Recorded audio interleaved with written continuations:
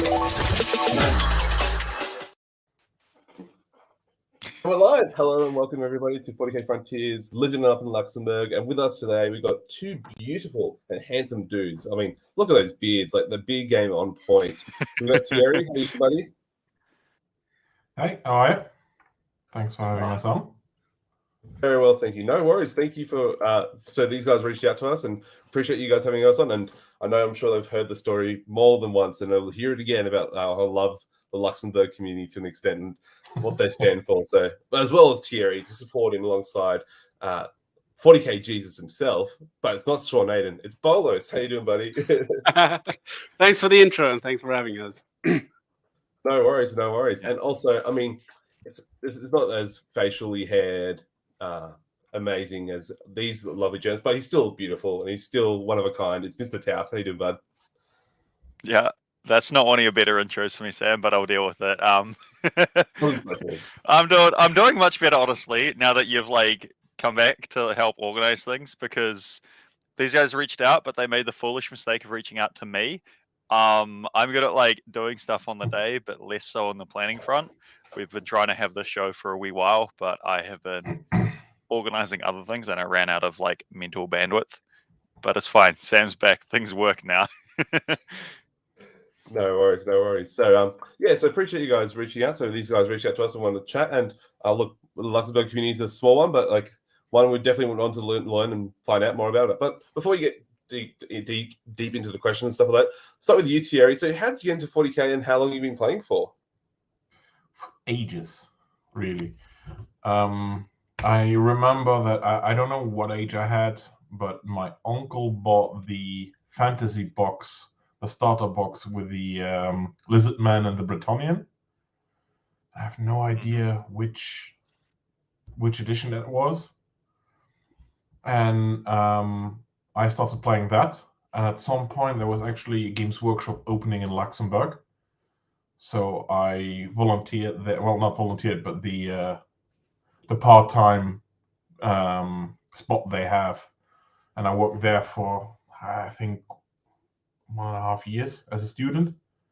And that I started 40K with I'm so bad at editions. It was the Black Templar starting box, the one they released. Like Templars and Dark Eldar or something, is it? Yeah, exactly that one. Do you know the edition, Sam? That's before my time. I think it's 3rd edition, I want to say. Yeah. I think it's 3rd. It's okay. Was that when Drukhari was released? Maybe, I think yeah. So. Could be. But anyway, cool. When they released what? Way back when. Let's not think too much about it or get scared. Yeah. Or something, yeah? So, yeah. We played... Have you been going since, or have you taken the this Warhammer 40K standard break at some point? I did not take the standard break. So I played at uni. I spent 6 years living in Vienna. And I had a community there in which we played. And then I stopped playing when I came back, actually, because that was at the end of 7th. And that was just not fun. Oh yeah, that was a time, hey.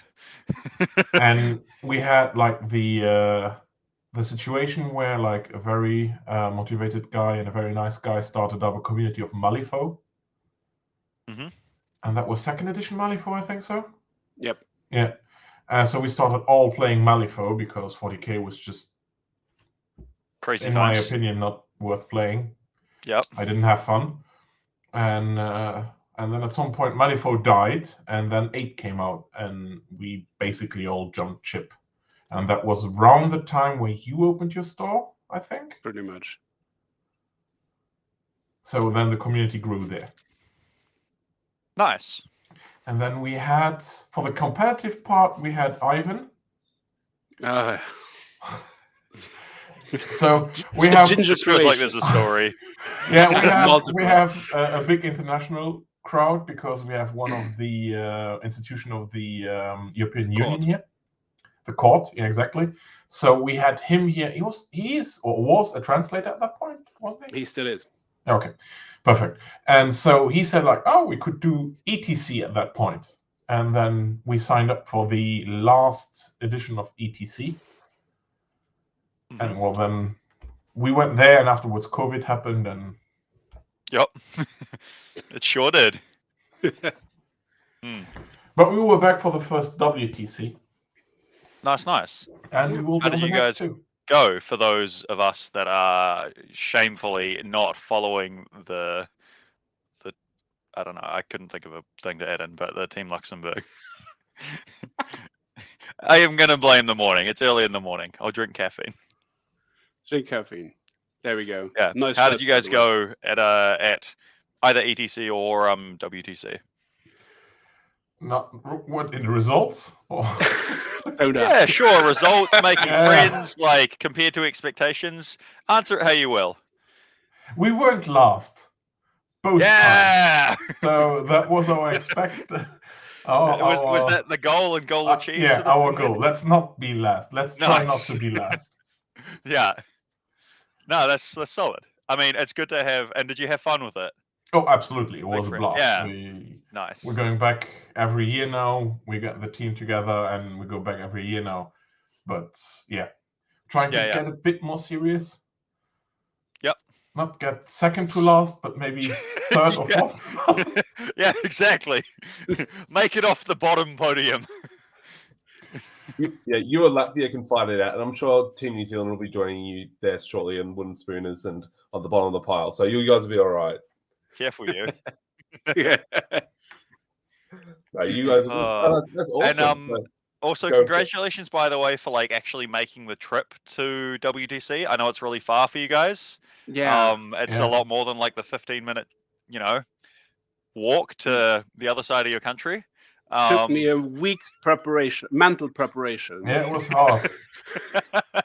It's a 3-hour drive. That's just pure torture. No, that's too much. I mean, walk in the park for me to make it from the other side of the world, but no, good job to you guys. I mean, come on, you get in the plane, you sleep. I mean, car, you have to concentrate. There's other people. Exactly, dude. You have to cross 2 borders. Yeah. Oh, horrible. The horror. Yeah. Make stops to get something to eat. You might even need to like refuel the car. No, it's expensive. No, you try to avoid that. So so basically, well, it's less important now, but at the time, like Luxembourg was one of the ones in the middle of Europe that had like the least expensive fuel. So you just filled up at the border and then tried to make the trip back into Luxembourg. Yeah. Gas, petrol, cigarettes, and alcohol. That's the reason, and coffee. That's the reason you came to Luxembourg. And financial tax breaks and shit like that. Yeah. That's all right.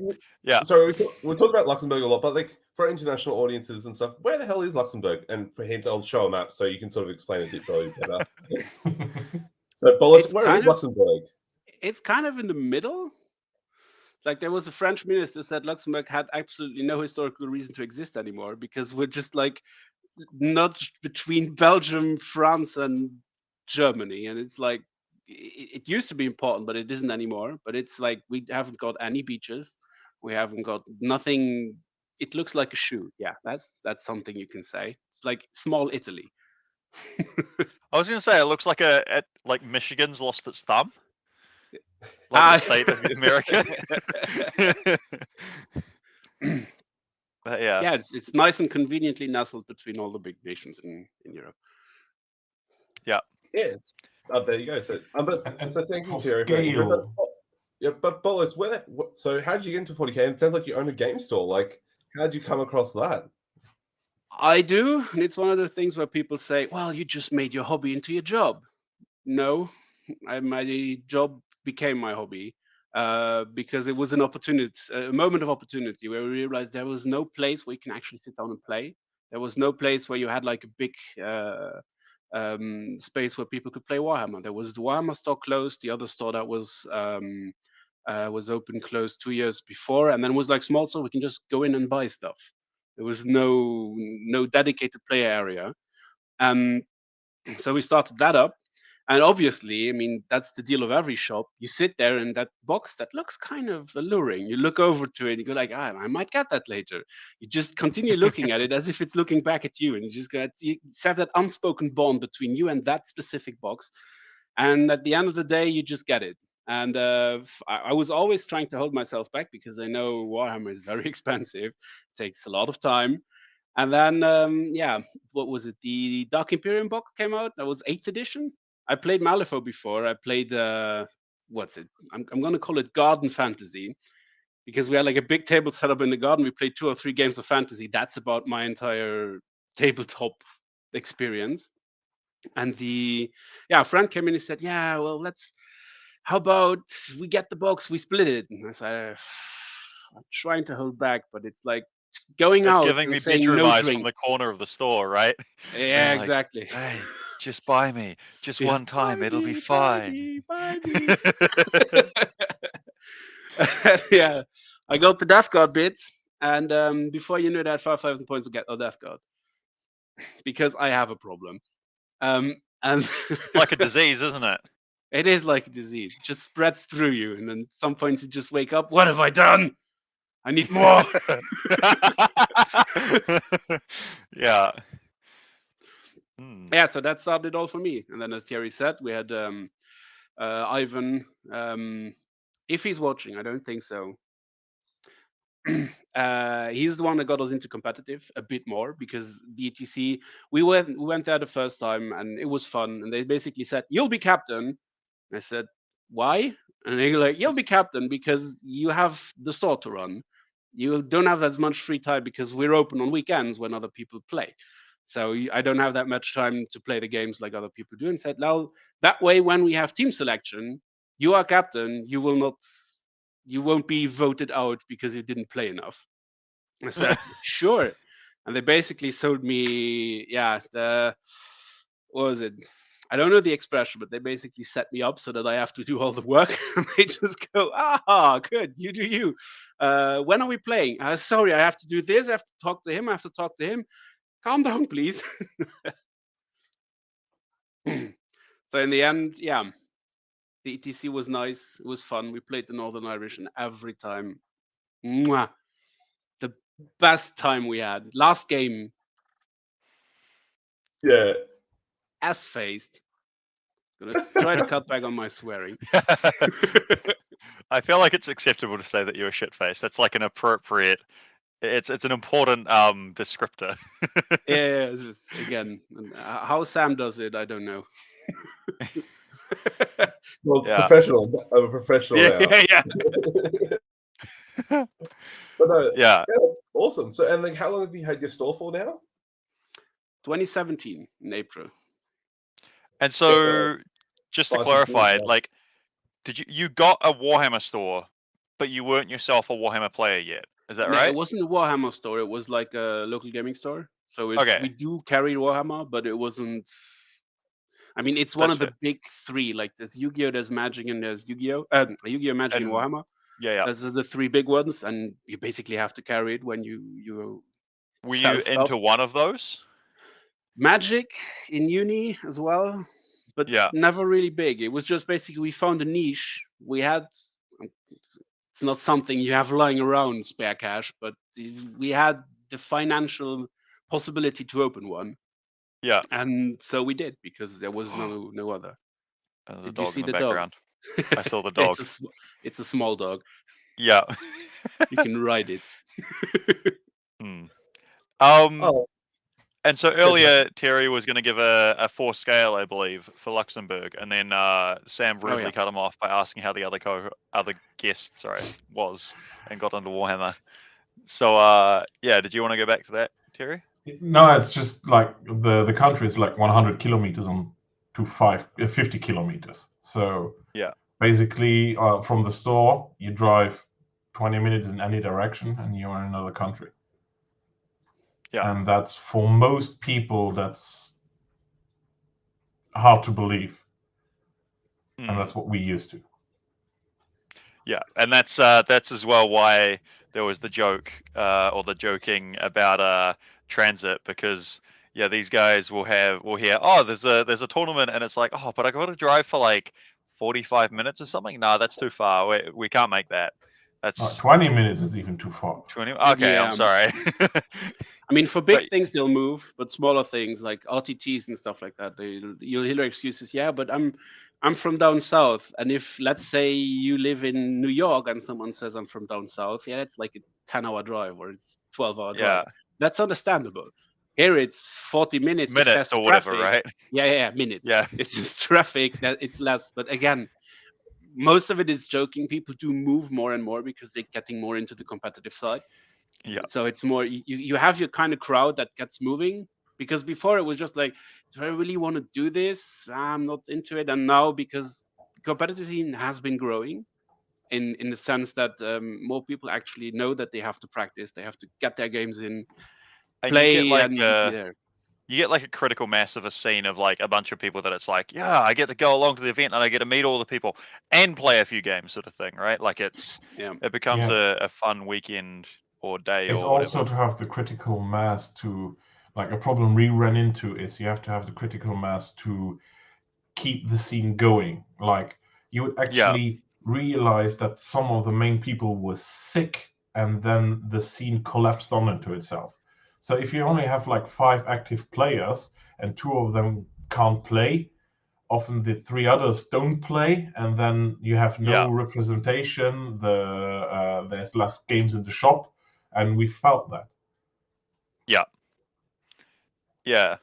Or like if there's if there were a household or something, or a flat of people that were together, right? And like suddenly they've got something on a given day, right? And so that takes out, 2 or 3 people that are in a house together all playing that would normally come along to events. And if that's like 3 out of your 8 or it depends, I don't know quite how big the scene is, we'll get to that. But if that's like a significant portion, then that can really hurt. So yeah, totally makes sense. Yeah. Yeah, so how big is your scene roughly? Like, so how many sort of players do you generally have playing, like, gets comp 30k and then also just 40k in general? Maybe Bollos, you can answer? I can give an Get estimate. put on the spot. Yeah. How many? To the name with their addresses. No, I'm definitely not after these people taking tax breaks in Luxembourg. Nah, you can get here. Don't worry. I'll give you an address. We're good. No, the main part was it in, for example, like ETC 2019, we had we had to get a mercenary.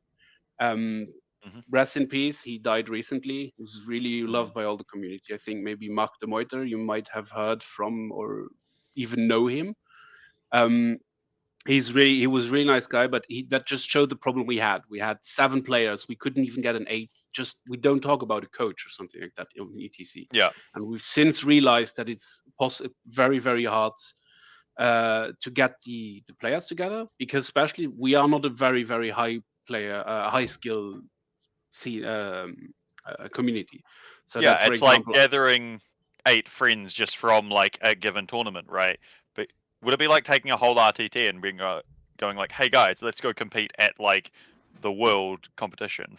Pretty almost, much, right? pretty much. Yeah. That's also what Thierry said before with the amount of players you have. It's also, I mean, for now we had 15 people that wanted to be part of the WTC team. 15 players and that's everyone interested. That's not everyone who is competent enough to be on the team. I mean, if you look at Team Canada, they have 16 players that are on the team. And of those 16, they'll take the 8 best, and the other 3 or 4, they come as coaches. Don't know how Team Australia is, but I'm pretty sure they have a large pool to pick out of. And we just basically, we have also a problem with armies. That's why our team selection process is a bit more, we try to make it strict, but we obviously know that not only we are improving, but the other teams are as well. So it's always catching up. So in the entire community, if we try to put everything on the Discord, there's a bit more than 100 people on the Discord. But of active players, I'm guessing about 20 to 30, but that's a lot of casuals in there as well. Yeah. To answer your question. No, that's like the community size. Like roughly, like how big is Luxembourg, like, for people conceptually? Like, what's the population like, so people can sort of get a rough idea? Because it's not a big country. Are we up to 800,000 now? No, I don't think so. I'm still at 700. Not yet, something. but 700,000, like medium to slightly large American city. Yeah, exactly. So, but that's great. Like, obviously having like a solid community, and from the sounds of things, I'm guessing you're growing, right? So, maybe Thierry, so you talked about before, like we had a very small comp community founded from one person, but now you're able to have like a full team's worth potentially that go to WTC of people from Luxembourg, which is fantastic, and that's what it's about. So maybe Thierry, so like maybe you can talk about like how's this growth been like with 9th edition? Have you seen like a big impact or growth of players into 40k and play competitively per se? Yeah, the last growth came lately, really. Like Bollos launched how do you call it when you do like a campaign to get people started with an army? A league? After an Glory, escalation like league. campaign, Hmm? like Crusade League. Yeah, there's a name of that. One of those, yeah. Escalation League. There we go. Oh yeah. And we had a lot of people sign in, and then you have several that are interested in competitive, but have not yet the army, but asking questions a lot about WTC, about the tournaments that start coming to the RTTs, and realize that they have learned a lot there, and that the players are nice and respecting of each other, and start to enjoy it more and more. And yeah, it's from 9th on we saw the growth. Yeah, sweet. That's fantastic. I mean, we mentioned, Bollos mentioned there before as well. You guys are sort of limited in army selection, so sometimes it sounds like there might be some double ups, or just you guys don't get to play some factions. So, like, what are some of these armies that you maybe see a bit too commonly, and things that you maybe don't see as often? Maybe Thierry can answer. Like, Yeah, do you know well, what yeah. armies? You go. So I'm playing GSC most of the time. Thankfully, so we have a GSC player. But more importantly, do you have like 100 neophytes or whatever? Yeah, He does. Wait. He plays them for a long time. So. And painted already. Nice. I used them when they were not like that popular, and I painted them up, and now I'm happy for it. Yeah. So I'm playing Your hard GSC, work paid off. and then Bollos is playing the elves, mainly. The good ones, not the dragon dildo ones. That is a description, and people know what you mean. Exactly. So without being too vulgar. Like, Just the right amount of vulgar. Sorry, Thierry. No worries. So since Bollos often organizes the tournaments, we rarely see elves in the lineup. So we do not have a lot of experience against elves. Like, it depends on, because people switch armies, but since you have like 10 players, you do not get all the faction on them. Yeah, because there's more than 10 factions, right? Like, that's just not going to work out. Yeah, that's not going to work out. And in addition to that, like, sometimes like good factions, that's for team events, are represented on the same person. So, for example, we have one very good player that plays Custodes and Orcs. And at the moment, we were both. Yeah, him. Yeah. Alan. So we want both. So we have to do a choice. So we have some players that are very open to switching armies, and then we pool the armies together. So we get like Bollos has Dark Angels too. So another player takes Dark Angels. So that we get an even spread of what we need, but it's not always that easy. Yeah, and for WTC, we basically told everyone, you pick 3 armies. We try to not have doubles, and you train yourself on all 3 armies. So for Thierry, it's easier because he's the only GSC player. So if we need a GSC player, we get him. I basically started Eldar and Harlequins. I started Harlequins in 8th edition, first of all, because I liked them, and because I'm a bit of a masochist, because in 8th edition, they weren't very good. And I started, so now obviously when Harlequins came out in 9th edition, everyone said, yeah, that's busted. You're playing a busted army. Yeah, sure. I have 9 Void Weavers because they were so good in 8th edition. And so it has a bit of improvising there. But again, I started Eldar because we had no Eldar player. There's no one in the competitive community that plays Eldar. There's obviously people who play Eldar in Luxembourg. That's just not correct. Also, wait, so were you the captain of the Luxembourg team, yeah? Yes. Therefore, it's a requirement that you're on elves. I believe it's in somewhere in the charter for WTC that the captain must be an elf player. Also, that's probably yeah. But Jesus, I just had a personality thing. It's plays like, well. no, our captain plays Harlequin, so no, we're okay. Yeah, and Root for the team in Team Netherlands played Harlequins as well. Yeah. But there we go. So, do you guys like? So, generally, do you get players that are able to pick up multiple armies? That do they hoard like multiple armies, or do you generally get people like who just pick up 1 or 2 armies and they just hold on to them forever? So, you talked about Alan in the chat. Shout out to him. He plays Custodes and Orcs, and then Thierry sounds like you're a GSC man, but also have multiple other armies. Do like locals like generally pick up like 2 or 3 armies, or they only stick to 1? Want me to answer that? I can do. Go for it, Thierry. Normally, they go for several armies. So most of them have several armies, but they have often one main army that they use like most of the time, or depends on how prevalent they are in the meta and they change. Not a lot of it. meta chasing going on. No, but you get stuff right, like where if you've got say like Alan in the chat, right, who's got Custodes and Orcs, and so when Custodes got their like silly book like about a year ago, right, like this time last year, and they were quite strong, probably was like, oh, okay, well, let's use these ones because they're, you know, their time to shine. And then when they got hit with a nerf, and I think Orcs got a bit improved at some point, maybe you'd switch over, that sort of thing, right? Is there that sort of floating between what you've got within the community, I would assume?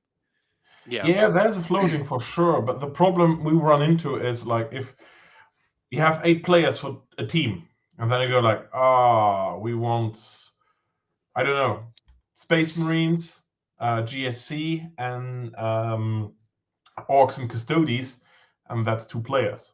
I played Marines too on the side, so like, okay, well, Marines is easier to give to another player, so let's do that, and I'll keep GSC. And then Custodes is easier, well, arguably easier to give to another player, so let him keep Orcs. But then you have to find the player that plays them and not have him be on an army that you also need. Yeah.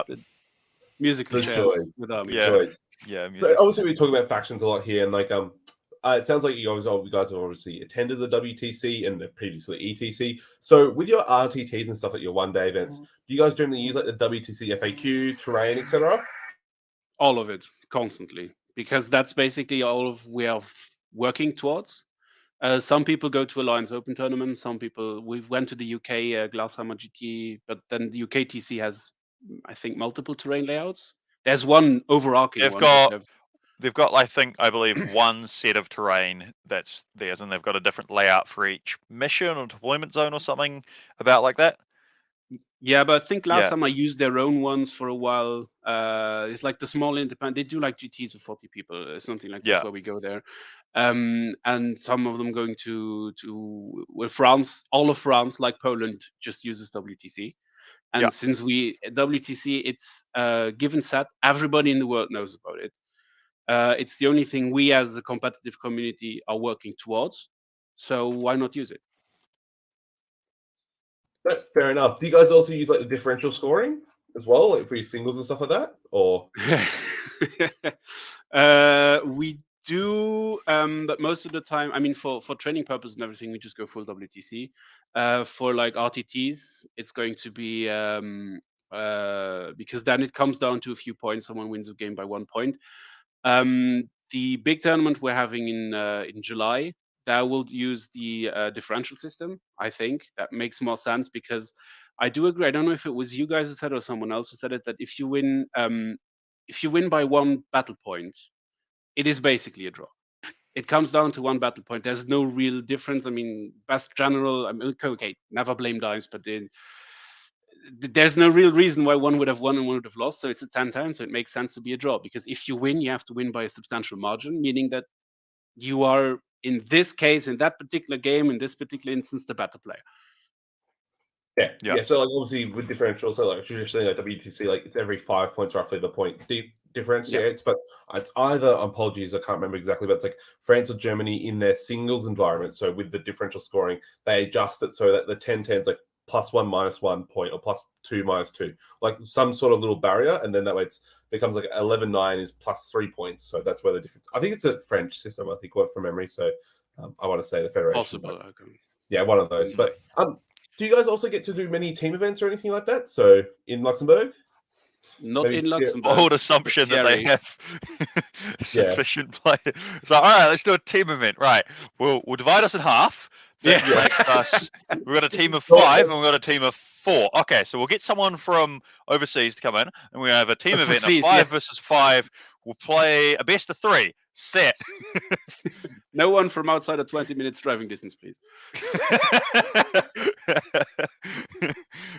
Let Thierry handle that one because he's. Yeah. So we started playing the French league this year. So we get team tournaments there, which is great. Perfect. They do a really good job there.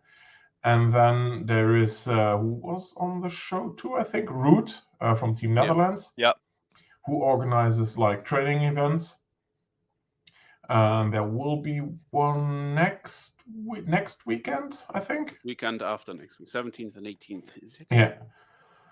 There is one where we play 8-man teams, which will be great for training. It's a Zero Trash Cup. Yeah. Yeah. Going back to the ETC, happy days. Yeah, exactly. I think that's what he was going for. To organize team events, we will do the first big event in Luxembourg now, and we will see how it goes. And if all works well, there is a possibility that we will do team events because we're team orientated. So like Root does an amazing job of organizing those things, and like shout out to him. Every time I went there, it was brilliant, and we want to like return the favor and do some too, because we started now getting more contacts with different teams from different countries, and if we can do it, we want to do it. Talk to him. Yeah. Slide into his DMs. Yeah. Hit him with the Uno reverse card. Oh, fantastic! So, so explain a bit more. So, obviously, you talked about you're part of the French league. So, a while ago, we talked to Thierry as well. Oh, Henri, apologies. Henri. Thierry Henry's the football player. Yeah, that's right. I just saw him as like Thierry Henry and just couldn't remember which one was. Anyway, Henri with a glorious mustache. Yeah, so obviously the French system, for people who don't, where they've got like a whole league system and tiers where various teams can play in like various events and meet up, and they qualify like through like a progression promotion system. So very similar to like the Premier League and the English system and stuff like that. So yeah, and like you guys are allowed to international countries. So was this your first year attending, Thierry, as being part of the FEQ or the FEC, like the French team system? So unfortunately, I could not attend the first team event, so we had a team of ours go there, and they did brilliantly. The next one, so that was I don't know how you call it, like the first match, and then we do the retour. First leg and second leg. You know, when they're football matches, the first leg and then the second leg. Yeah. Home and away. Yeah. What he said. Yeah, home and away game. Yeah, for sure.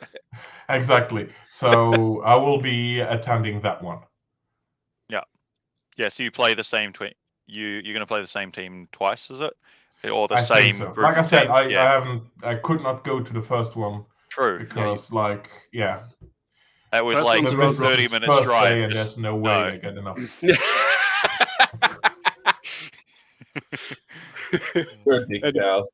The first one's a round robin, and then you have if you win the first round, the second round you basically just have to be first or second, and then you get into relegation matches where you can get up to their second league because you had to start at the bottom. We are not allowed into the first league since we are basically Team Luxembourg, and we also said we don't want to be in the first league, and realistically we'll never be in the first league, but so easy peasy. But unfortunately, that means you can't infiltrate and become the French captain. right? No, but we have imagine French that in a players. rival team trying to come in and be like, right, what's up? All right, we're the captain. Cool, choose. Yes. You'll be playing the worst matchup, please. Thank you. Yeah. No, it was really brilliant to get to know them, because we had the possibility to do like a training day. We did a few weeks ago, where we got a team from the second league to come over and do 8-man, where we train the pairings, where we train the matchups, and we just had a brilliant day. Yeah. No, it's great. Fantastic. Like, so obviously with that, so you guys obviously are a relatively newer team. Like, you've had attended 2 WTCs and like slowly getting to the teams format and trying to learn and improve your competitive like level. What's like some of the biggest learning experiences you guys have from Team France, Team Netherlands that you guys pick up and like you think is valuable for your like locals? Maybe Bollos, you can answer. Like, what are some of the biggest competitive things? It's like, oh, that's what we should be doing more of or improving at. Well, first of all, is the realization that we have absolutely no idea what we're doing. It's you just realize that, and you go there like you say, Yeah. oh, we've just realized we're completely stumped because we had the preparation we thought we did was absolutely useless because it was not really preparation. We just thought It's it like was. that whole like how much you know versus how much you think you know sort of graph of like Exactly. I don't know anything. Yeah, we're good. Oh. Stop. Yeah. So we did learn from the first ETC that was basically we just went there to drink beer and have fun. And the guy who Solid who goal. started it out, yeah, he was, listen, you just drink beer. We're not there to win. We did win one, but again, we always just win one. So we are still last overall. How is this possible? And so what we did learn was team composition wise, we have a lot to learn. Thinking about the list we're taking, thinking of how we're going to use that list. Because before we just said, because in ETC it was the Nurgle list with the 60 plague bearers. Everything at a 5-up, feel no pain. Everything at a 5-up, environment save. That was the first defender. You just slam it down and you win. That's what we've been told. But yeah, that's not how this works because the other teams also know the other that. teams like know that that's the thing, and then they have a plan around of like, okay, well, we're going to take these guys that have like massed something that's really effective into this, and they're like, oh, Why don't we have that? So We actually had situations where like players from our team just came out, why did no one tell me that Marines could do that? It's like, I had no idea. Yeah. That was the first ETC. Where, like, Yeah. you didn't know that they could do that? No, I did not. We have no. I think it was the contorted epitome. Oh yeah. You can't fall back. Yeah. And, like, oh yeah, I remember. I do know that it does that, but I'm sorry, I forgot to tell you. What? Why did you deploy all your broadsides on the front line, you idiot? You know. That's what I'm like. Well, you seem to have confused us with a team that knows what we're doing. Exactly. Yeah, I tried to throw them off like that. Exactly. So getting back to the. You have your deck of pairing cards. You just shuffle them and like, boom, that one. This is a good card. No, it's not. You can't know what we're doing if we don't know what we're doing. Exactly. Didn't we have the situation where we got the remark of like, there's no such army in your team like that? It's like, oh fuck, sorry. Yeah. Oops. For the WTC we got the cards, but for the ETC we had to prepare them ourselves, and I think we had to slip up there or something, and then we had no idea for the pairing. Because wait, the WTC provide you with actual cards? Party. WTC did. ETC didn't. That's nice. WTC is has improved a lot looking at sorry, ETC. I put it wrong. My bad. It's okay. It's about 2 years. No, I think you said it. 2 years where you had a lot to think about. But the first thing we learn is army composition. That we have to think a lot more about, like, are you going to take knights? If you're going to take knights, the other one probably has 2 lists that can counter it. So it's better to take both variants of knights, Chaos and Imperial. That means that if they have 2 lists that counter it, you'll get a bad and a good matchup. So at least you kind of counteract that. This is simplifying it a lot, but it's those ideas which you basically we didn't make the first time. We made a bit more last time. We had we were lucky that we had a GST player that was competent and not just someone who just picked the army up. But that's not an army you pick up. So either you don't take it, Get handed $30, 80 neophytes, and a laser line pointer. Yeah, Right, good luck. Yeah, have fun. Here's the codex. You want data cards? Fuck no. Cross off the psychic phase. We're not doing that. Melee, we're not doing that. Myriad. The other thing is, yeah. Go ahead. I did the mistake of going Twisted Helix. Oh no! We thought like we go differently. But what? Yeah. I could still do the job for the team because I was able to score every time and take some hard matchups and still score. But I clocked every time. It's like all the other team members coming over with a beer in hand. So you're done? No. Yeah.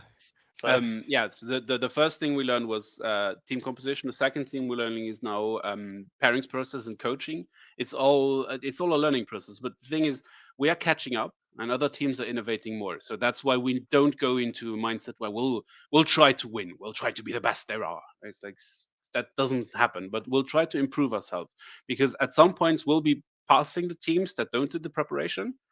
So we'll end up. Realistically, we'll be like lower middle of the pack.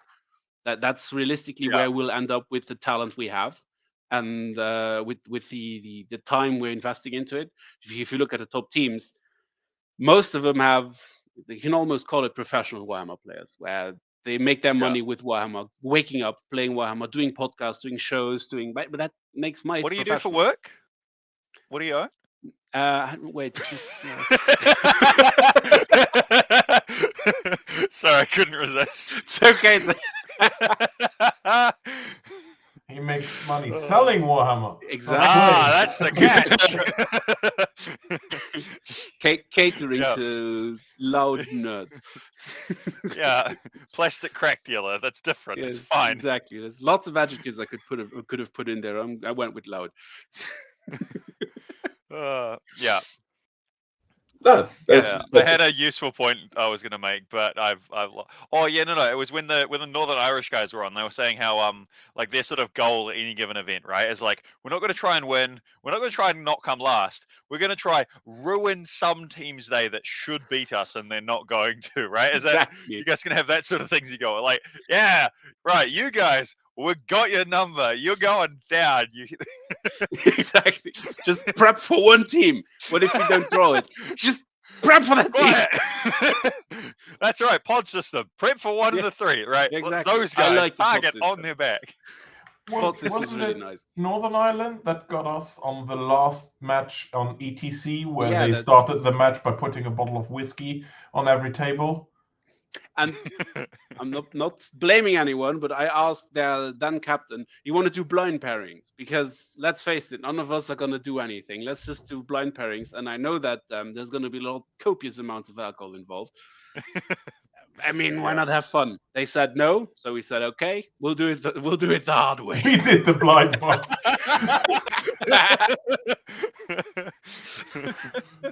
Too funny. That's not a crazy idea. I think it's happened a couple of times in Australia. I think Morrisoli, infamously, I think at one Queensland event, like they weren't going to win. It's like right last round though, like got the 5 cards. They just like shuffle up and like put them like face down across them. It's like, do you want match me? And like just shuffle up, face down, those flip, and whatever the matchup was. Yeah, same energy as Uprising 3rd, 4th playoffs. Like, right, Tower Mirror. Melee tower. Let's go. You get one Overwatch. Yeah. Too good. So what's your hobby scene like in the community? Like, do you guys get some pretty good hobbyists, and is there like a high level standard, or is it like, no, just get it 3 colors minimum and let's go? Those are the only 2 options, by the way. Yeah, exactly. So we have both options. Thierry is a very good painter. And we have other people that just basically dunk the models in contrast and say, it's painted. The Hackett method. Yeah. Yeah, it looks like you got a beautiful knight over there on for people watching the video over your left shoulder. It looks like a beautiful Imperial Knight in the background, just casually there. You know, not. Oh yeah, that's Do you see anything on the? You could see it, and Sam was optimistic that it was beautiful when we were told that you're a good painter. And yeah, that's quality. Good. That's nice. It is. I've seen that one up close many times. Yeah. Unfortunately. Yeah, yeah, because it's a Gellin, it would seem. So don't get close to that guy. That's actually apart from the ETC army. Yeah, I had when we played was 3 gallons and then Deathwatch. And yeah, my Deathwatch part of it. That's a list. Well, in 2019 was not bad. Yeah, just basically 3 gallons, throw him in his face, and Deathwatch does Deathwatch thing. Fair enough. I'll paired every time, and I demolished. He came. He played against an orc player, and it was the shock attack gun. He came. Can I quit? And I'm like, what do you mean? Can I quit? I don't want to play anymore. I don't want to play anymore. And he goes, can I quit, please? What happened? He killed all my knights. Yeah, the shocker slot machine, right? Pull the lever. Oh, it's a dead knight. Yay! Shoot again. Hey, we got it again. Exactly. Yeah, he shot that relic one twice, and 2 knights died from full. Yeah. Bad man. Lottery cannon to the wind. Exactly. Yeah, so we've talked about a bit, so backtracking a little bit. So we talked about obviously traveling for events and the whole joke that you guys won't travel beyond 20 minutes, but for major events, like the community mindset's changing around that. Is that like a stereotypically Luxembourg thing, or is that just an element of the 40k community? Like, is it stereotypical? I think it might be a Luxembourg thing, right? To like be in this tiny country and not want to travel.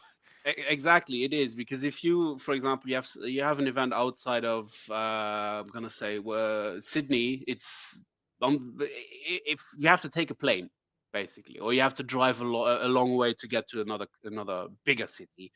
Here in Luxembourg, it's the problem is because everything is so close together, but they have the same differences. Because if someone from the south of from Florida says, I don't want to go to New York, that's a long way. It's the same mentality of I'm living down south in Luxembourg. I don't want to go to the north. That's a long way. But it's not put into perspective, because it's like you don't put the relativity to it and just go like, yeah, sure. It's fucking 50 kilometers. Sorry for swearing. And you just go, yeah, you could just go. And I think that's a problem most Luxembourgers have, because we have a lot of people from Belgium, France, and Germany working here in Luxembourg, because obviously we have way more we need more people to do all the work, so there's a lot of people coming over. It's a financial center and all these places, so that means you get people. I worked in a country in a company. Someone came in from Brussels every day. It's a 2-hour drive. He drove that every day. You could do like 3 laps of your country in that time. Pretty much. Absolutely. But that means that all the people that are coming from down south in France, there's horrible traffic. If you drive from 6 o'clock in the evening to 7 o'clock, don't go into the south, because all the French people who work in Luxembourg, they drive on the roads, and obviously it's clogged. But it will take you an hour and a half. There's people that do that every day. So it's basically a Luxembourger problem, not a regional problem even, because other people do it. It has something to do also with culturally. So when I talk to a few friends that live in other countries, the problem you get that your family would live close to you. So you would never, or very rarely, live more than 20 minutes away from your parents. Because like you go to 3-4 villages over, and you also know that the people are a bit reluctant to drive. So if you live in the south, it's, let's call it social suicide when you go up to the north, because you will lose your friends, because they will not do the drive except your like closest friends, and then you have to build up a new friend circle there or whatever, right? Yeah. Yeah, So, it's like, the basically North the people same stay in thing the as North. other people have. It's the same thing other countries have, where if you move house a long way, where you have to build up a new life. Yeah. If you move to only the other that side it's- of the country, right, you got to build a new Yeah. life, and that's the same in Yeah. Luxembourg. It's just the other side of the country's like, 40 minutes drive. Yeah. yeah, in good traffic. Yeah, But exactly. it's not like the French driving across. That's sorry for cutting off, Yeah. Thierry, but that's basically it. Yeah. You'll have, which is weird also, you have like kind of a change of culture too, because like our border areas, which is basically our country, Yeah. are influenced from the country they're next to. So we have a border with Belgium, with France, and with Germany. So you'll have people from the west side of the country will be more French speaking, and the east side of the country will be more German speaking. And you'll have different cultures there and influences too. So like a bigger country, if you switch sides, you'll get a different like interest in some stuff. And yeah, it's like miniature country Yeah. with the same problems, but for people that don't live here, it's hard to understand that. And it's also a big melting pot. Yeah, like of I different guess cultures. tangential question. What are the like national languages of Luxembourg? And because like clearly you guys can speak English quite confidently, apart from the odd word you're blanking on, which is reasonable. But so I assume there's French, German spoken fairly widely. Yeah. What So the yeah, what country is has the 3 official languages, which is German, French, and Luxembourgish. Okay. French is used for most of the administrative work, so all the laws are in French, and German. So the kids in Luxembourg, the ones that live here, learn German at the age of 6, French at the age of 7, and then English at the age of 12-ish. Right. Yeah. And that's the basic languages we learn. And then there's all, because I wanted to say before, it's a cultural melting pot, which is also something I like about Europe in general. You make fun of everyone, but you love everyone. You make fun of the French, but I really like the French. I'm happy I speak French. I make fun of the Germans because it's because you know the stereotypical things, like the Germans also have to be nice and tidy. Yeah. But you love them for it, right? Yeah. Exactly. And it's the same thing because we have like such a large cultural melting pot, especially in Luxembourg, because we had Portuguese immigrants coming early 20th century. No, mid 20th century, early 20th century was lots of Italians.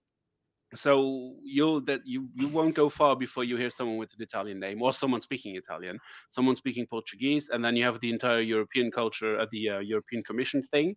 You have lots of people from Croatia, from all over the place.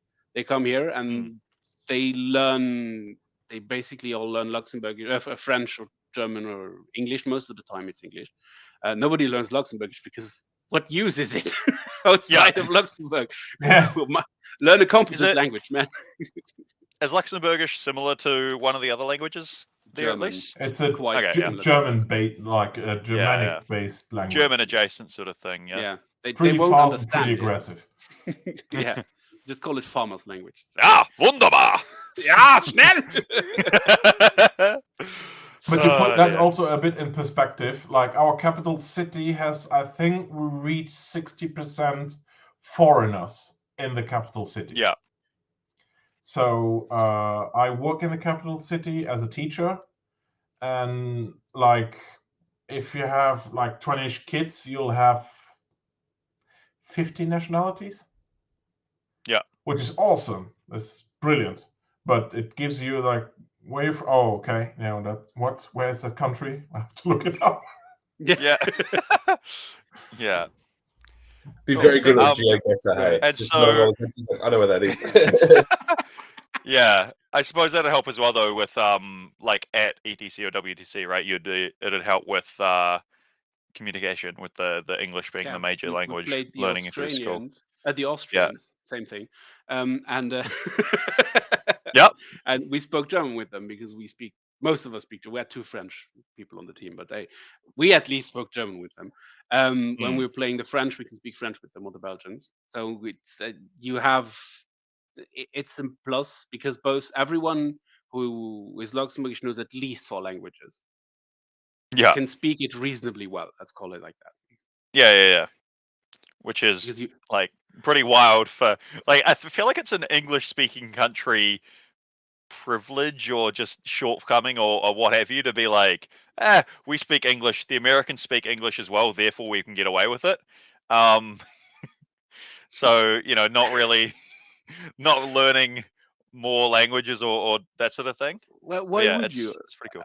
I use the same example. If I would go to Japan, I'd have to learn Japanese, right? But if I find English.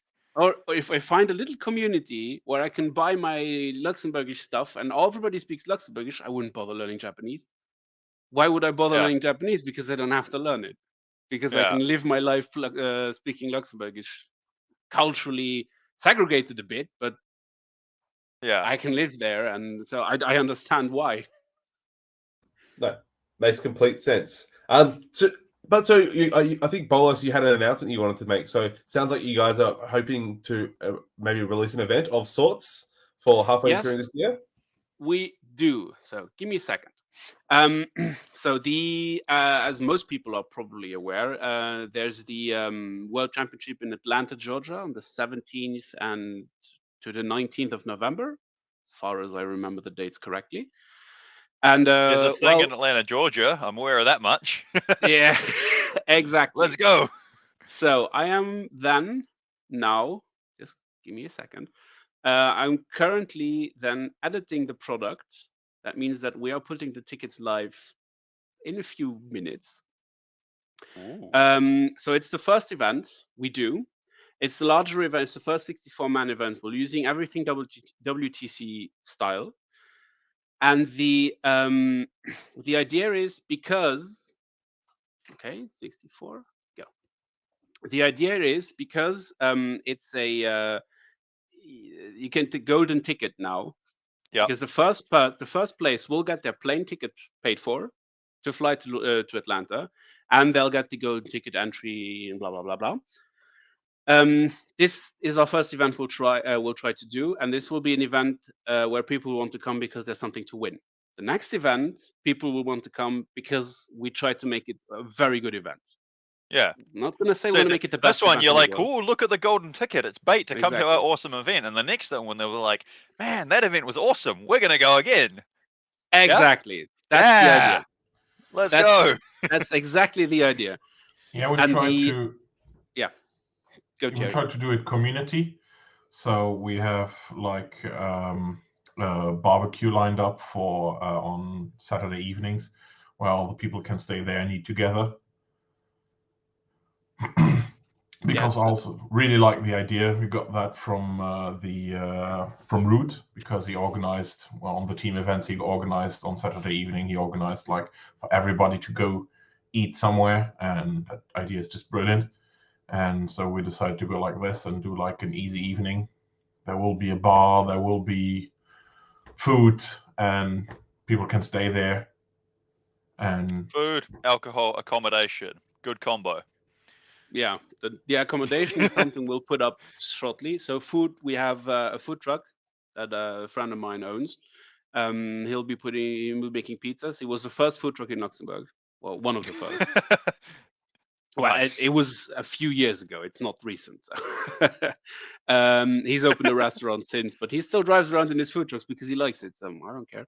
And the evening barbecue. And we are in contact also with GameMat.eu for goodies and stuff like this. So it's going to be worth the money to pay.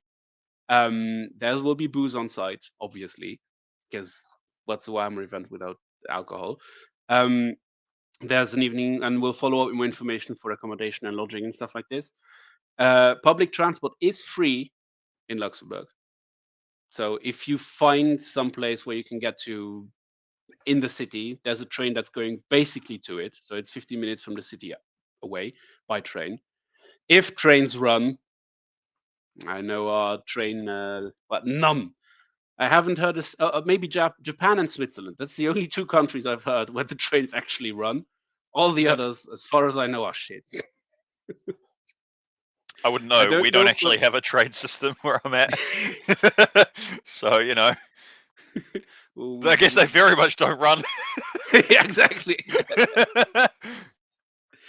So that's the idea. This year being the event, you got to go to ticket. I've already talked to a few of the higher competitive players. Like Manny is coming, as far as I know. So we'll try to make it interesting for everyone. And the ticket will get passed down. So if the first person already has a ticket, it will pass on to the next eligible person. Nice. Oh, that's fantastic, and it sounds like an awesome event. And like pizza covered for Saturday and Sunday, and then also Saturday evening barbecue. That sounds amazing. So, I suppose. Thierry, like, what's like what would be like a part of the barbecue? Do you know like what's a Luxembourg barbecue involved? Because some Australian sausages. That's the German side. That sounds like the Wurst barbecue. Yeah, it's the Wurst. Yeah. And so is I suppose another like bit of info. Is it a 20-hour event as well? Because you said it was WTC terrain and stuff like that. Is it win-loss draw, 20-0 system, something else? It's a 20-0 system, win-loss draw. It'll be 6. So with 64 people, you're supposed to run 6 rounds to get a clear winner if you go Swiss. So we'll do we'll do 5 rounds, because we realized that if you do 3 rounds on Saturday and 3 rounds on Sunday, it can get dicey if people trying to get back. Yeah, exactly. Because it will be over at like, I'm gonna say 10 in the evening, and then if you have to drive back home after playing that many games of Warhammer and you have to work the other day, you have to take a day extra off. That's just too much hassle. So it will be just the first and second place player that will do like a finals. So then we can inconvenience 2 players instead of 64. Yeah, fair enough. How are you guys running? How are you guys running it that late with 3 rounds? You starting at like? We started. I think the timetable is in the mission pack I posted up as well. True. Read the players pack, people. Yeah. Yeah. Obviously, all right. It's open for change. Might be there's an oversight somewhere, because it was me that wrote it, borrowing heavily from WTC. But I can confirm it can be difficult to write players packs. My first tournament, I forgot to put a timetable in. Good job, me. Yeah. So yeah. Alrighty. So guys, check that out event. So it's in July, so there'll be a link in the description down below. So if you're local and not willing to travel to it, absolutely go in and get your chance to get your golden ticket. So is it going to be hosted for your actual game store, Bollos, at GameScout? No, we had to rent a venue. I can fit 32 people in, but 64 is a bit much. Sure. About approximately twice the capacity. Yeah. Problem. Quick maths. There we go. Is it hard? Obviously, I assume like this is probably only your first time hiring a venue. Is it hard to hire venues in Luxembourg? Was it really expensive to hire, or not too bad? Depends. If you are lucky and you live in a commune where or a district or whatever, where you have a nice venue, then it's easy. If you live in some place where you have some beer drinking hall that's downtrodden and nobody wants to visit without getting an anti-vaccine shot before entering, then you're out of luck. We got this one because it's nice. It's where the shop is in the same district. The ones where I live, they are also nice, but they were already taken for the entire year. That's at least what the lady on the phone told me. I don't believe her, but cranky government employees. What are you gonna do? Yeah. So it depends really, but it's possible to find good venues. This one has parking spots on the side. It has a nice open. We can have a food truck. We can have a barbecue at night. The further out from the big cities, the capital you go, the easier going it gets. In the capital, you have to close at 10 o'clock, and if it's not closed at 10 o'clock, you'll get an extra fee for blah blah blah. Your parking costs 10 euros an hour, whatever else. And I'm exaggerating with the 10 euros an hour, but yeah. And here it's free parking. It's not that expensive. We got sponsoring. We're trying to work on deals. I mean, Army Painters already sponsored us. They're giving out small stuff. I mean, thanks again. We take everything we can get and everything that makes the event a better event. That's the idea, is to make the event good. If I have to work 45 hours a day, I know it's not possible. 45 hours a day, I'll do it for the event. Because in the end, I want it to be a great event. I want people to have fun. Yeah. If I fall over at the end, success. Absolutely, fantastic. Nice. But hopefully we don't see you falling over. We don't want that. But hopefully, I'm sure it's gonna be an amazing and fantastic event. But so Thierry, is there some Luxembourg players that people should be on the lookout for, or people that may be attending an event, or people in the region that we should be knowing for? Is Ivan absolute slayer of dragons and destroyer of worlds in Luxembourg? Unfortunately, he's not here. Coming back in the year.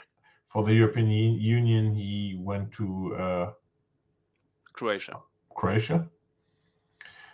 So most of the players will probably help organize the tournament because we need help, and we try to put the team also on the map. So what you saw on the logo, the lion, that's the logo of the Team Luxembourg. So we try to do it as an event to put us more on the map. And we'll hope, we have ties to players in Germany, we have ties to the Netherlands, to Belgium, to France, obviously. So we expect to have quite the international community hopefully coming. And then I do not know all the good French players or all the good German players. We'll see. Yeah, but so is there maybe some player from Luxembourg who maybe not be helping, but will be attending events? So maybe someone we should look out for as a prominent player. Who's one of your best players in Luxembourg? You would say, or some of your best? It's hard to say, but I'm guessing. Yeah, he's laughing because he knows I'm gonna say. He's one of the players who plays a lot of games. He played for a long time. He had a bit of reorientating to be done with, because he's from the old guard that just gotcha moments is a perfectly reasonable way to play the game. And not so much anymore. Exactly, he had to be told that just like life with you, it has passed you by, so you have to adapt. Bit of tough love. Yeah, well, sometimes you need it.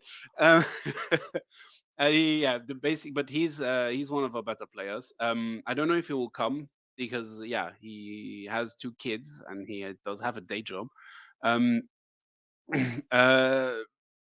guessing that's our best player if he were to play competitively a lot, because that's the other problem. Everybody has a job and everybody is working. They have kids, they have stuff like this. And for example, if you look at I'm saying, for example, Sean Naden, he has kids as well, but he built his entire life around Warhammer. So his wife is supportive of him. They know they made it work somehow. And for most of us, Warhammer just kind of slid into the DMs, as you said before. It kind of intersected itself between life, and you're not just going to give up your relationship and just say, I'm going to play 24 hours of Warhammer every week. I'm going to go to every big event and I'm going to play really good, because we have none of those players. And that's the main reason why we do not have a up and coming star or up and coming player that you'd have to look out for. Sure. Well, no worries at all. I'm just wait for WTC, because everyone's going to be amazing and everyone's going to be just crushing goals and doing everything else. So, fantastic. So, thank you very much, guys, for attending and talking about all things Luxembourg and living and up in Luxembourg. Is there any final shout outs or plugs that you guys want to share before we leave? Maybe starting with you, Thierry. You put me on the spot. Also, shout out to Bollos for getting the mirrored pointing sorted. Start with that. Basically, all the teams from Europe we talked to, the WTC community is just awesome, and I'm gonna just shout out all the teams there because I don't want to forget someone, because they were all awesome. And then obviously our team, for all the players we have and the work they put in.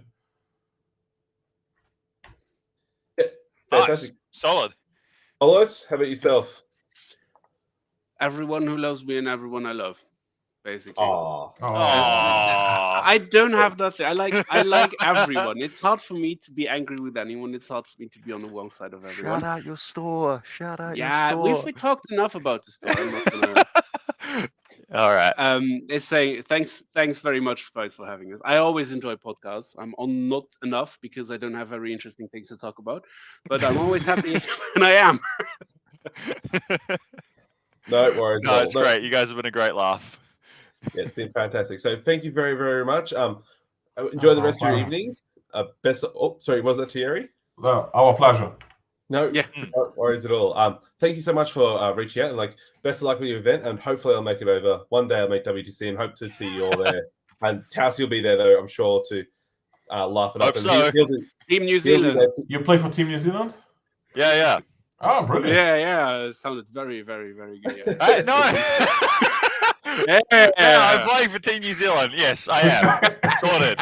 I am apparently murking for Team Sweden at Home Nations and hopefully wrangling a Team South for Australia-New Zealand Team Champ. I've got all of the things going on and am very scatterbrained because of it. But yeah. Good luck to you. Let's go. Fantastic. So thanks very much, guys. Until next time, so another show. So 12 hours from now, 13 hours from now, we'll be talking to Greek Alex. He's like an AdNec player here locally in Australia, just absolutely crushing it. So join us then. Until next time, take care, everyone. Have a good night. Take care. See ya. Bye.